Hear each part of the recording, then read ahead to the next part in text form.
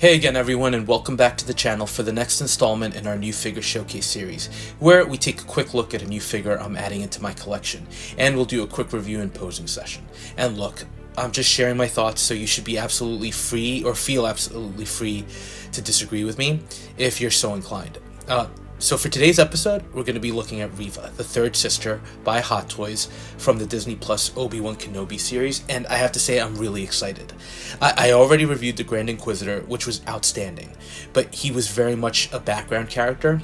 To me, Reva was one of the main characters in the show, and she had an amazing story arc. And like I said at the start, these are just my opinions, and I recognize that not everyone shared that feeling towards Reva, and that the show itself and even her character were very divisive and received with kind of mixed emotions. But for me, when I was watching the show, I knew I had to have her in the collection.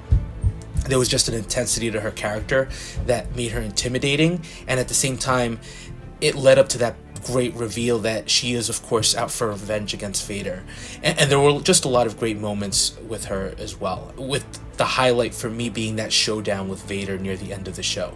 So just a striking character, and with the full black suit, I found her to be a visually impressive figure. So there was just no doubt that I wanted to pick her up. And actually, the line of figures from Obi-Wan was super appealing. But having said that, my judgment is based exclusively on the show. I am far from an authority on Star Wars or Star Wars figures, as I'm just jumping back into the line. So these are just my opinions, again, based on that show. So let's take a look at the full set we're getting here from Hot Toys. And again, it's not fully loaded, but there are some nice accessories, ranging from a slew of different lightsaber handles, different blade accessories, a comm unit with the holograms, and then a slightly alternate look, which if memory serves is from the final scene with Reva on Tatooine, and of course the standard display stand. So I think it's a pretty solid set overall. With that in mind, let's take a closer look at the accessories, and we're going to start with the hands, and not many. You get a fist, some posed hands, and then some gripping hands to hold the accessories, mainly the lightsabers. The hands aren't overly complex, basically gloved with a shield over the back of the hand and some textured glove elements around the fingers. They look awesome. The texturing is done just incredibly well, and they're in scale with the figure. My only initial observation here with the gripping hands, the grip seems tight and it's molded a little bit closed, so I'm concerned about being able to get the lightsaber in place, but overall solid effort. Next, you get a variety of lightsaber handles. Now, the ones in the bottom are identical, with the second one on the right hand side including the cable for the USB light up feature. They look incredible, and they're also distinctive from what we got with the Grand Inquisitor, which makes total sense, but it's nice to see that variety. And I like the black trim along the outside circle with the nice more silver grip and the small pointed elements. Very cool looking. And then the other piece that I really like is the half circle that has the button to slide onto the figure's clothes, just to hang there. It looks very sleek and offers a nice option for display that doesn't involve the fully deployed saber. And the final version is the one from the final showdown once Vader has broken her lightsaber in half. So lots of awesome options here, and I love the detail work Hot Toys put into these. Next up, you actually get the blade elements, which are identical to what we got with the Grand Inquisitor, with the straight blades and then the motion effect pieces. And I said with the Inquisitor, and I'm going to say it again, those effect blades have actually grown on me to create some really nice action poses. I didn't think I'd like them at first, but they're really good. Now, these are all red to match the Sith color, and I love that, although my only slight issue, I wish they were a little bit more vibrant. But I still think they're pretty cool, and they fit well on the multiple lightsabers. Next, you get the comm unit with two different hologram effect pieces.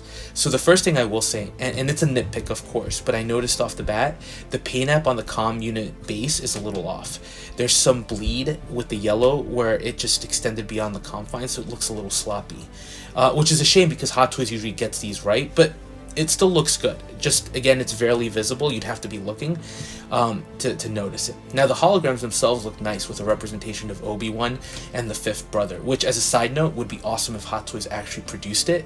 But again, nice pieces that look like who they're supposed to represent. Only slight issue here is the paint on that comm device.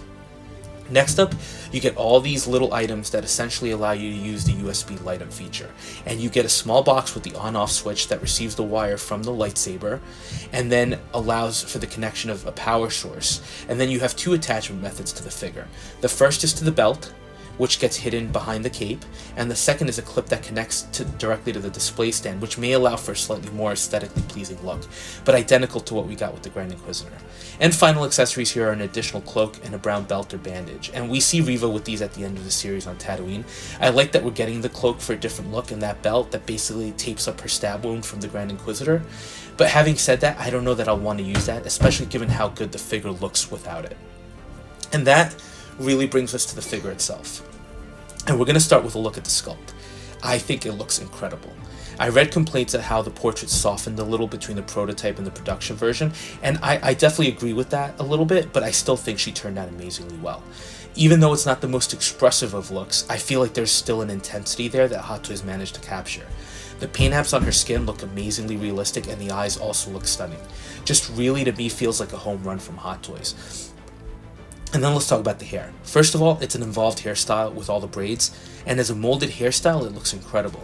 But not just the hair itself, even the transition between her hairline and the braids is awesome. The paint apps and the texturing is just incredible, and the braids themselves, there is just so much incredible detail work here that I can't help but be completely impressed with how good this looks and how much effort Hot Toys really put in here. So in hand, you're really going to be happy with her.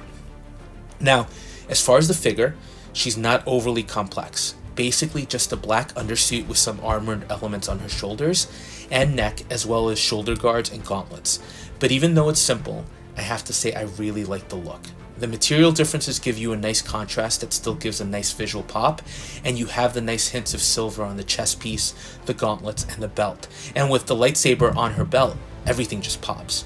Also, the look of the cape is pretty unique. As opposed to a fully draped one, it's confined specifically to the central portion of her back and drapes nicely. The material on the cape is a really nice texture and fabric, and there is a pattern on the interior of the cape that, if I'm seeing this right, actually contains a pattern consisting of Imperial logos, which is awesome. The armored elements are hard plastic as well, and the boots are actually hard plastic too, so deterioration isn't an overall concern, although the center portion of her uniform over her chest and torso is actually a softer pleather-like material, but it looks great. Again, hopefully just no pleather rot in the long run. Now, the undersuit too has a nice set of different texture elements that give you a nice visual pop, and the knees also look great with the built-in padding. I really do love how she looks. At first glance, it's easy to just dismiss her and say she's a figure all in black, but there's a lot of detail work that went into this. Now, next I have to say one of my favorite details on her is the armor piece on her left shoulder, where you have the imprinted Imperial symbol on the shoulder. It's a subtle detail, but it looks awesome. And the other thing, and hopefully this doesn't sound too strange, right? The proportions on her look real. She looks human, not like a toy. She actually looks like a human in 6-scale format, which I think is a huge plus, and I think is a testament to Hot Toys. So, it goes without saying, I'm really, really happy with this release. Again, I think for me, it was easy to at first dismiss her as a more basic figure, but in hand, she looks incredible.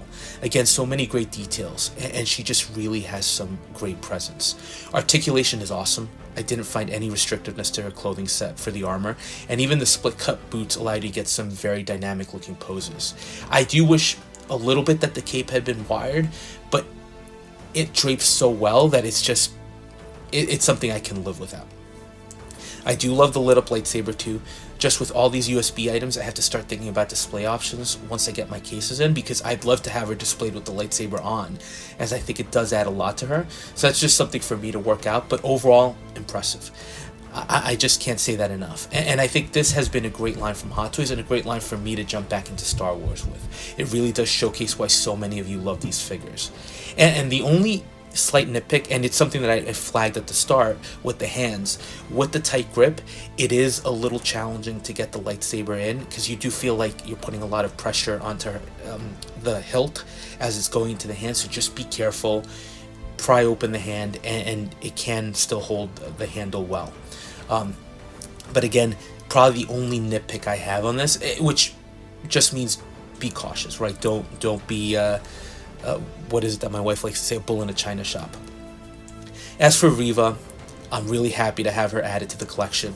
Honestly, who knows when or if we'll ever get another version of her in the story, so really great piece to have. So that was just a quick look at Reva from the Obi-Wan Kenobi miniseries. Very impressive piece, and I think I'm surprised more than anything at how much I ended up liking her. It's not that I thought it was a blah release, but when you get things with diorama bases or other ridiculous accessories, a figure like this can seem just simpler, but it turned out fantastic, and I think if you do pick her up, you'll be happy with her. So again, quick review of the figure. Let me know your thoughts, and as always, thanks for watching, and if you are enjoying the content, please consider dropping a like, comment, or subscribing, and we'll touch base on the next video.